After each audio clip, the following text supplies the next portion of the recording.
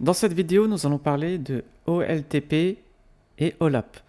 Donc on va essayer de comprendre les différences entre des systèmes de transaction et les systèmes d'analyse. D'abord, qu'est-ce que c'est OLTP? Donc OLTP, c'est Online Transaction Processing. C'est un système de traitement des transactions en temps réel. Donc OLTP a plusieurs caractéristiques qui sont des transactions plutôt courtes et rapides. C'est optimisé pour les opérations crudes. Donc les opérations crudes, ça va être création, lecture, mise à jour et suppression. Et surtout, ça va garantir les propriétés acides, atomicité, cohérence, isolation, durabilité. J'avais fait une vidéo là-dessus, n'hésitez pas à la regarder. Les exemples des systèmes OLTP, ça va être les systèmes bancaires, la gestion des commandes et les ERP. Qu'est-ce que c'est OLAP? Alors, OLAP, c'est Online Analytical Processing. C'est un système qu'on va utiliser justement pour analyser de grandes quantités de données. Donc, ses caractéristiques, ça va être des requêtes analytiques complexes justement pour explorer les données historiques. C'est optimisé pour la lecture plutôt que l'écriture, contrairement au LTP. Et c'est optimisé surtout pour les agrégations et les rapports. Donc on va les utiliser plutôt dans le côté visualisation. On peut aussi utiliser des modèles multidimensionnels, cubes de données, dans les systèmes OLAP. Donc, exemple d'utilisation, ça va être la BI, les rapports de performance, les prévisions, etc. Là, on va voir la différence entre les deux. Okay, donc, OLTP, ses objectifs, c'est pour gérer les transactions courantes, en écriture surtout. OLAP, lui, ça va être analyser les données historiques. Les types de requêtes qu'on va retrouver chez OLTP, ça va être les opérations crudes. Chez OLAP, ça va être plutôt des requêtes complexes. Au niveau des volumes de données, dans le OLTP, ça va être plutôt des petites transactions et des données détaillées.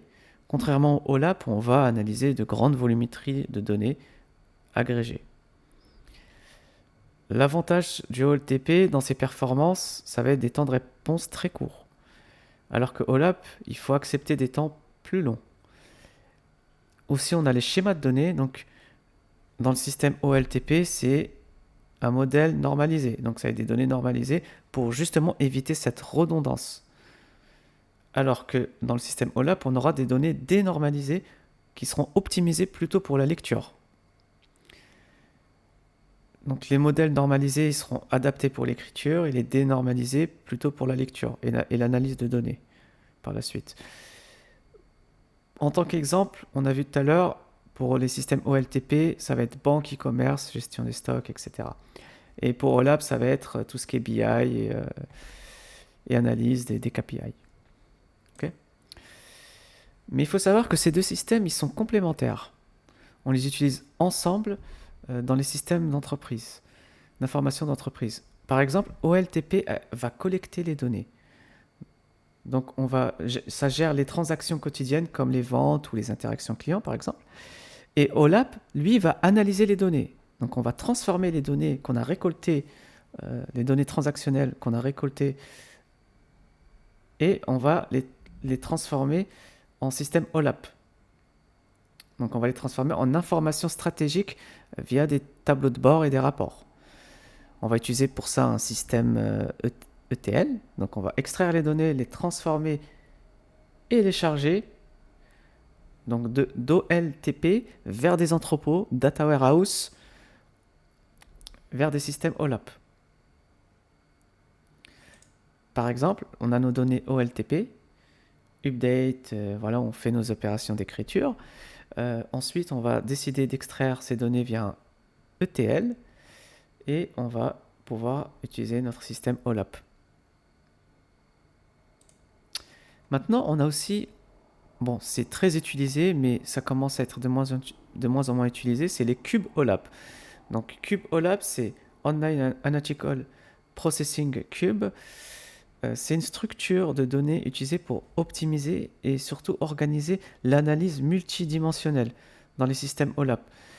par exemple, on aura plusieurs dimensions, produit, géographie et temps.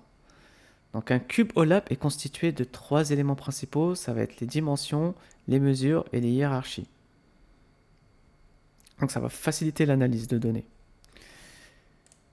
Et concernant l'application de ces deux systèmes, donc OLTP et OLAP, OLTP, comme on a vu tout à l'heure, ça va être système bancaire, retrait et dépôt, e-commerce, système de réservation, donc ça c'est des exemples, on pourra toujours en trouver.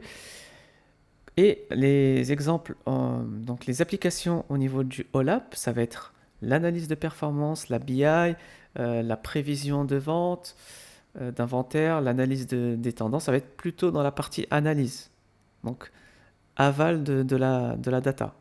Alors que les systèmes OLTP vont être plus en amont de la data. Donc, conclusion, ces deux systèmes ils sont complémentaires. OLTP c'est conçu pour des transactions en temps réel et surtout pour garder l'intégrité des données, notamment avec l'ACID, donc une vidéo que j'avais fait sur ma chaîne YouTube, vous pourrez regarder, et c'est beaucoup utilisé voilà, dans les systèmes OLTP. On a OLAP, donc lui conçu pour l'analyse approfondie et la prise de décision stratégique. Donc, les deux forment un ensemble, une architecture de gestion des données performante. Donc ça veut dire que pour toute organisation qui nécessite à la fois des opérations efficaces et des analyses avancées, opérations efficaces OLTP avec les opérations d'écriture en amont et des analyses avancées plutôt OLAP avec surtout beaucoup d'avantages au niveau de la lecture et de l'analyse de données. Merci à vous, n'hésitez pas à vous abonner et à regarder mes autres vidéos sur la data.